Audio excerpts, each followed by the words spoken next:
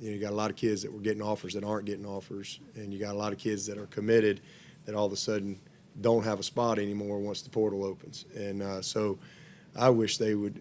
I've always wanted an early signing period, so it's been great.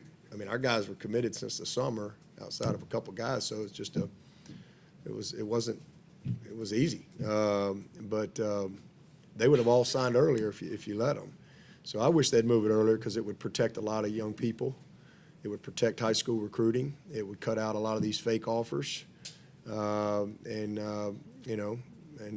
probably help some coaches too, because they might give them another year if they got a good class signed up, and knowing that if they make a change, then those guys are basically free agents again. So it's worked well for us. We haven't had any issues. I know there's a lot of stories out there, but it's been great for us. You feel like there's any momentum to move it up earlier? Oh, I don't know. I have no idea. There's probably some people want to move it back, because they want to see what happens in the portal before they make true commitments to the high school kids. So there's probably argument on both sides depending on who you ask. But I would like to see it move up just because, again, I think it would protect the high school aspect of it and secure kids' spot. And, that way, they're not scrambling in the 11th hour because, now they don't have their spot anymore. And again, a lot of these guys won't just get it. They want to get it over with. They want to have it. I mean, all the guys we've signed would have signed in the summer if we'd have let them. And, we're the only sport that didn't have an early signing period. And when they said it in December, again, a lot of us wanted it earlier. They said, to me, they should either leave it where it is or move it to at least November to give guys opportunity to sign. So, but as far as, how it's worked for us, it's been really good. A timeline question. You said you talked to Garrett that Tuesday night. Do you remember when did you sit down exactly with Brandon and kind of let him know what you were thinking and how that conversation go? Yeah, I met with Brandon on Thursday. Once I really made the decision that this is what I was going to do. Garrett, if your brother was Dabo's main sort of point of contact, and you're trying to learn more about Dabo in this place, I'm guessing that Lincoln was somebody you consulted. What did he share? What did others share about sort of to give you insight into what you might have been considering? I certainly talked to Lincoln and not really as much about Coach Swinney. I think there's probably just the move, and just, what do you think? And just trying to get some guidance on some of the things that involves. So, he doesn't have a whole lot of, I know they've seen each other and know each other through social things or seeing each other on the coaching circuit, whatever it's been. But, it was more of trying to, just kind of learn from some people that have worked with Coach Swinney to try and maybe get some of that information. But, yeah, I certainly talked to him. Garrett, I'm guessing at some point you may want to be a head coach down the line. Just getting to learn from Dabo and kind of how he runs the program and stuff factor into the decision. Yeah, it's certainly something I thought about. Yeah, for sure. Just the way this thing's been built and what he's done, and to be as consistent as they've been and to kind of do it his way. That's what I respected from afar, just kind of watching him throughout the years and watching Clemson. And, man, I just really respect that they've done it, probably differently than a lot of people, and just totally have conviction about his beliefs and how things are operated here and the way he allows his players to be and the way he, builds chemistry and continuity from a coaching staff, are all things that were, thought about for sure. Coach, watching your slideshow presentation this morning and talking about, never wanting expectations to exceed your appreciation, I feel like a large part of the fan base needed kind of a realignment of that perspective. Yeah. I don't pay attention to all that stuff, but it's there, right? And then especially when you got, all kind of stuff coming at you from different sides. And, we've won 3 national championships in 127 years. And some problems is we've won 2 in 7, so sometimes that can create a loss of perspective. And I think when you lose perspective, you lose your joy. And, I think that's what's made Clemson unique and special, is this place has always had a lot of fun.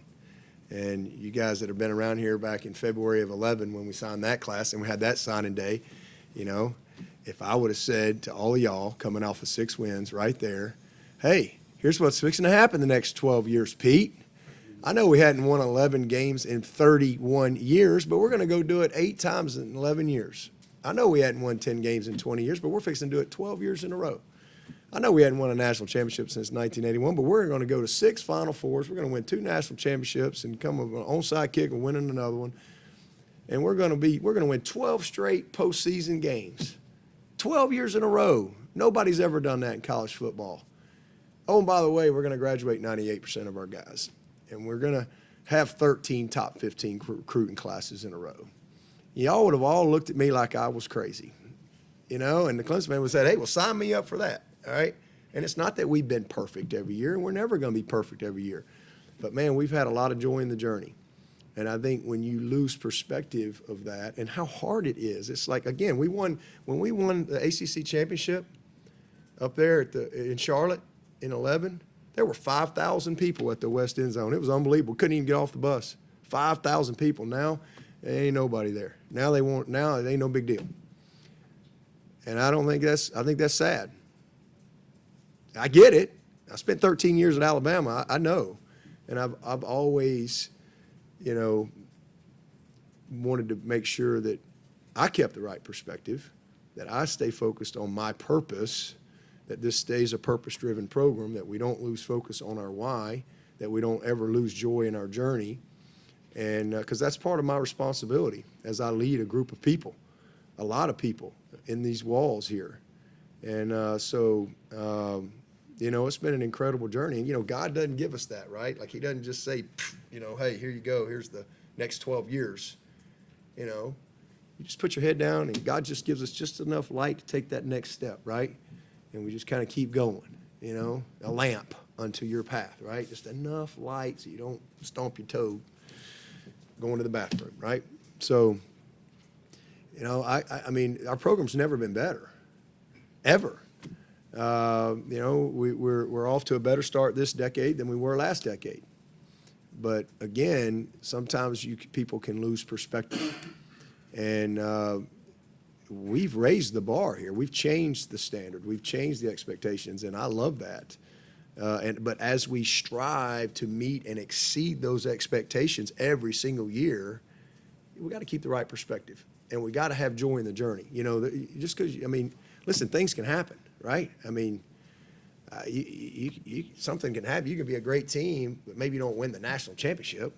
That doesn't mean your team wasn't committed. That doesn't mean you have a lot of character. That doesn't mean you didn't, people work their butts off around here, and we all want to win every single game. But there is no, triumph without some great failure or challenge or setback or whatever along the way, right? It's always a part of your journey, and it's all good. And, man, you start over every year and you go to work. But, man, what's happened in this program the last 12 years is it's historic. And it's been done by a lot of people. All I've done is my part. That's all I've done. But, man, these players, the staff, all the support staff that have come through this program for years and what's going on here, 12 years of 10-plus wins. Alabama's had 15. The next longest streak is 2. And for us to, act like we're a bunch of failures around here because we only won 11 and won the league and we lost to our rival in state for the first time in a decade, I just think that's a bad mentality, And if you're, again, 3 national championships in 127 years, and Final Four, it's hard to get there. We'll forever be the only team that's went to 6 Final Fours in a row. That ain't ever going to happen, right? Because it's going to change next year. So it's hard. It's really hard to win. Everybody's got good coaches. Everybody got good players. But the consistency that we've been able to have here on and off the field it's incredibly rare. It's incredibly unique. And we focus so much on what we don't do and instead of what we do.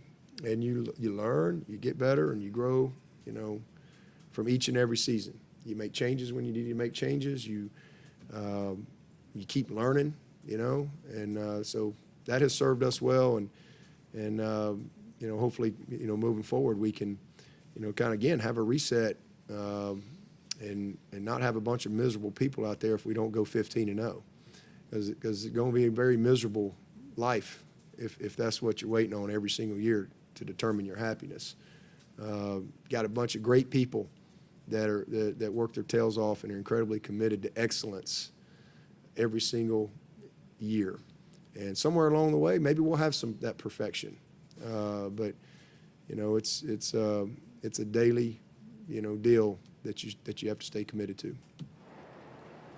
Garrett, Chapel Fowler with the state. Can you just give us a sense of who you are as a non-football coach, like any hobbies or what do you like to do when you're not being an offensive coordinator? Anything? Yeah, no, I enjoy lots of other things. No, I grew up in a small town, Muleshoe, Texas, and you hunted, you played sports, or you worked. That was kind of what you did growing up. So that was my childhood. I love lakes. I love, you know, I was able to do that in summers. So I love the outdoors. My family loved the outdoors. You know, so yeah, we enjoy other things outside of football. Garrett, this is John Blau with the Post-Incarnate in Charleston. Simplicity of your offense, it seems to be pretty important. I talked to J.C. Harper. I think he said there was something like 12 pass concepts and 3 run concepts at Stephen at Boston. Is it still that simple, or has it gotten more complex? And how important is simplicity? Simplicity is still very important. You know, I just philosophically believe